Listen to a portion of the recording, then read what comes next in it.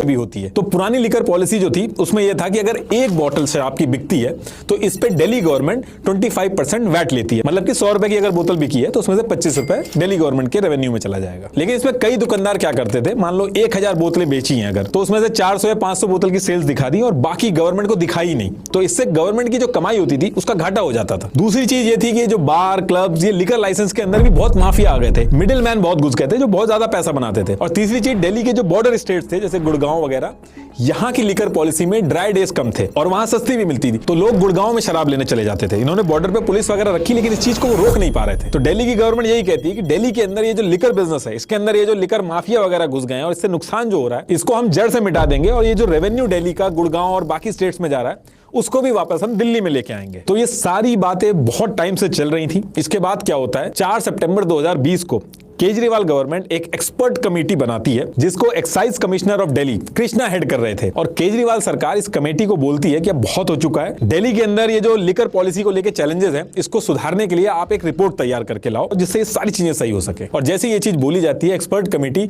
अपने काम में लग जाती है और करीब 1 महीने का टाइम लेती है और उसके बाद 13 अक्टूबर 2020 को एक रिपोर्ट प्रेजेंट करती है। और फिर 5 फरवरी 2021 को दिल्ली गवर्नमेंट दिल्ली कैबिनेट के अंदर इस न्यू पॉलिसी को सारी चीजें सही करके एक रिपोर्ट बना के पेश करती है। और इस रिपोर्ट को लेके बहुत सारी चीजें बोली गई कि गेम चेंजर है, मास्टर स्ट्रोक है। उस समय पता नहीं था कि इसकी वजह से सारे के सारे जेल में जाएंगे। अब इसके बाद दिल्ली के जो डेप्यूटी सीएम थे यानी कि मनीष सिसोदिया जी, ये एक्साइज डिपार्टमेंट देखते थे और सिर्फ एक्साइज डिपार्टमेंट ही नहीं, 33 पोर्टफोलियो में से 18 इन्हीं के पास थे। केजरीवाल गवर्नमेंट में ये बहुत ही पावरफुल थे और सीएम केजरीवाल जो थे वो इन पे बहुत भरोसा करते थे, इसीलिए बाकी एमएलए को छोड़ के एक अकेले आदमी को 18 पोर्टफोलियो दे रखे थे। तो ये जो